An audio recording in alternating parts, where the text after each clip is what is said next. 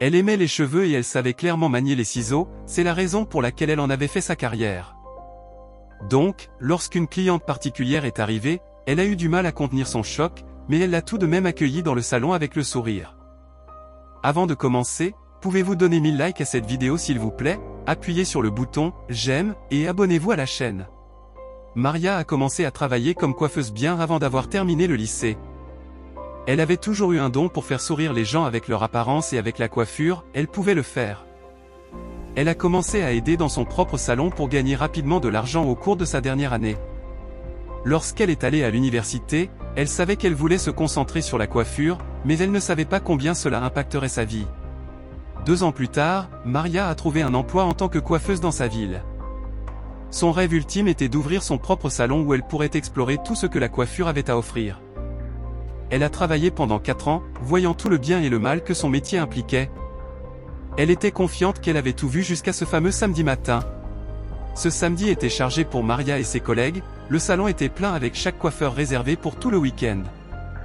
Mais alors que Maria terminait sur l'un de ses clients réguliers, elle a remarqué une adolescente qui regardait à travers les vitres. Elle ne lui a pas prêté attention car beaucoup de gens regardaient à l'intérieur du salon pour voir ce qui s'y passait. Mais ce que la fille a fait a poussé Maria à mettre de côté son peigne. La jeune fille entra dans le salon. Maria pouvait dire qu'elle était nerveuse. Elle posa ses ciseaux et se tourna vers elle avec un sourire, mais la fille se retourna et sortit en trompe du magasin. Et, appelait-elle, la fille était presque au coin, « Reviens », dit Maria. La fille s'arrêta et se retourna, une peur évidente dans ses yeux, et ses lèvres tremblaient. Elle regarda loin de Maria. « S'il te plaît, reviens », répéta Maria, ses lèvres s'enroulant à nouveau. Elle avait besoin de savoir si la fille allait bien. « Tu veux entrer ?» demanda-t-elle.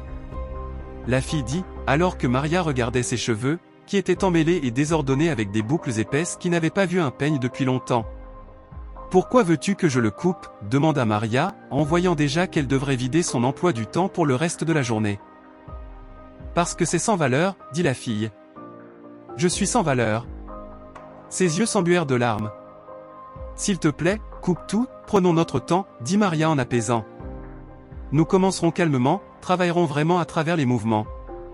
Elle lui fit un doux sourire. Nous utiliserons les ciseaux en dernier recours, d'accord ? La fille la regarda avec perplexité mais hocha la tête. Pourquoi t'en soucies-tu ? demanda-t-elle. Ce qu'elle dit ensuite brisa le cœur de Maria en deux.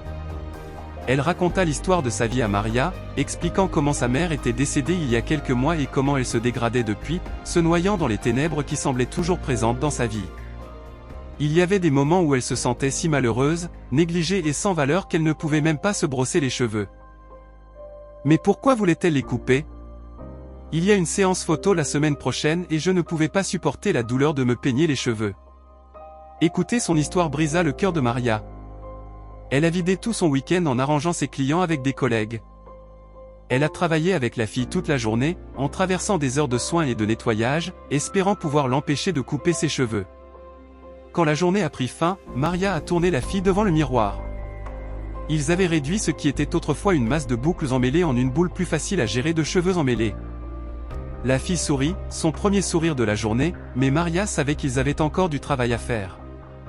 Elle lui a souri en retour et a demandé à la fille si elle pouvait revenir le lendemain.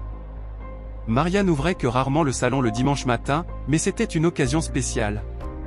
Elle n'était pas sûre que la fille allait se présenter, mais en poussant la porte, elle vit son reflet la suivre et elle l'interpella en la faisant entrer dans le salon.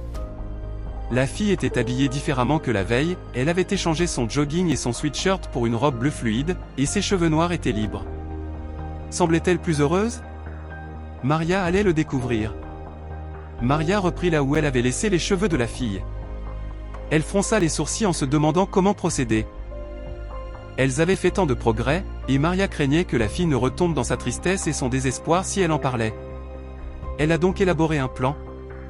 Maria savait qu'elle devait gagner du temps pour trouver une meilleure solution. Maria avait réussi dans la profession de coiffeuse parce qu'elle était talentueuse, mais avec Maria, ses clients savaient qu'elle offrait un autre service inestimable. Elle prit une profonde inspiration et commença à poser des questions à la fille pour voir comment cela se passait.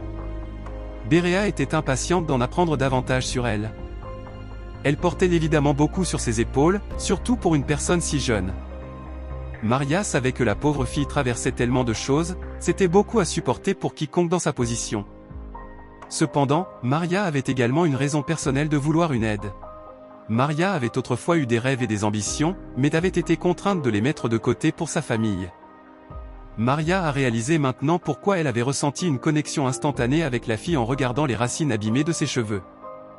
Elle savait qu'elle devait l'aider d'une manière ou d'une autre.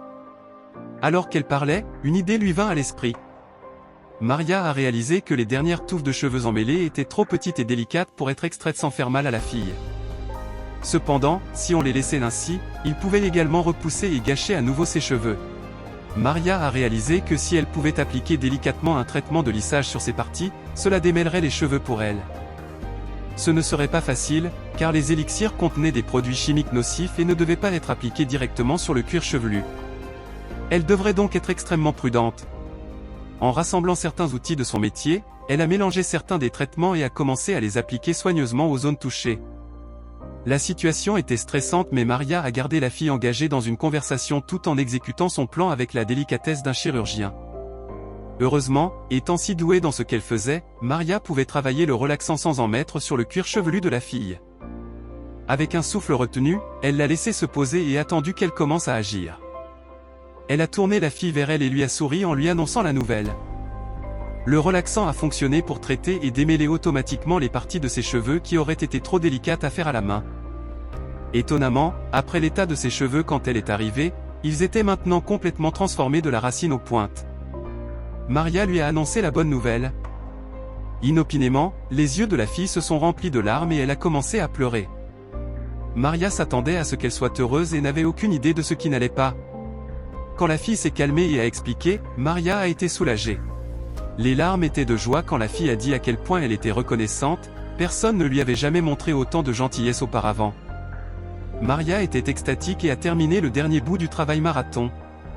Maintenant que les cheveux de la fille étaient beaux et gérables à nouveau, il ne restait plus que la mise en forme.